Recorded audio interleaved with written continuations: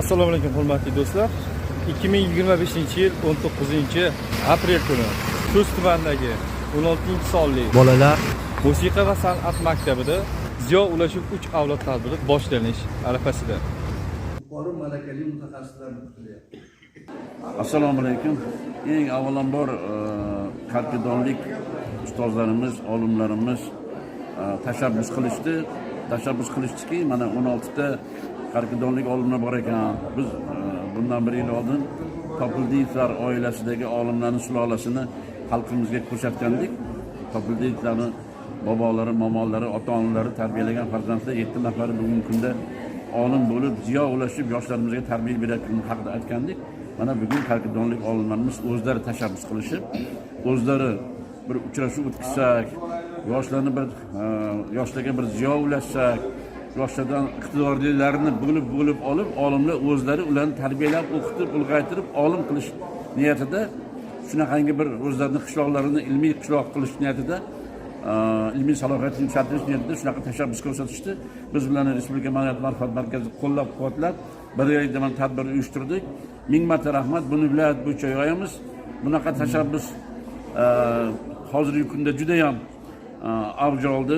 Olimlarimiz bugun muhtaram prezidentimiz tomonidan yaratib berilayotgan sharoitlar, ularni olayotgan maoshlari, ularni moddiy ma'naviy qo'llab-quvvatlash masalasi juda ham bir chiroyli bo'lyapti. Shuning uchun olimlarimiz o'zlaridan bir tashabbus chiqib, shunaqangi bir uchrashuvni xizmat qilishdi. Biz shu uchrashuvni tashkillashdik. Men uchrashuvda qanaqa, masalan, 7-8-9-sinf o'quvchilarini ichida iqtidorli o'quvchilarni bo'lib olib, ular bilan individual ishlab, ularga kerak bo'lsa yutuqlarga rag'batlantirib, ularga kerak bo'lsa bir chorakda stipendiyalar berishib, ularni bir qo'llab-quvvatlab, ilmga, ziyoga undashni maqsad qilishmoqda.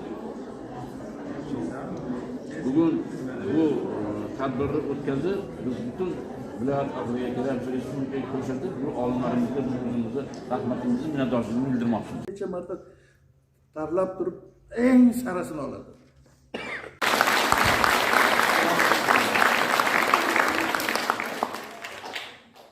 Chuqur islom shulosi.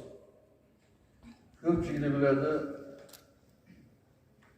shayx domlamizni Muhammad Sodiq.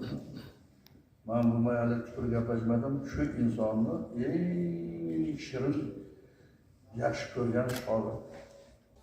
Karkidonda tug'ilgan, Shaydoq Hindikoni kesgan, Shaydagi o'rta maktabda o'qigan. Hozirda masalan aytaylik, shaxsan men ham faxrlanaman.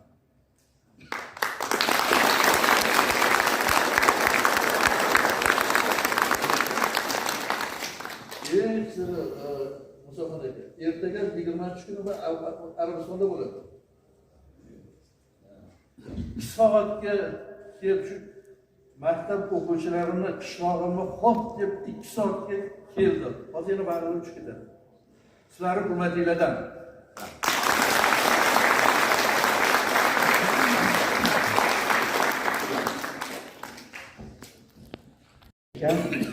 qishloq tarixi boshqa haqida ko'p gapiriladi. Bitta uni ochib qo'ydik. Yaqinda xudo xolasa Karkidon kelajagi. Asli qishlog'imizni tarixi uzoq, uni hammamiz aytmoqchimiz, bilmoqchimiz.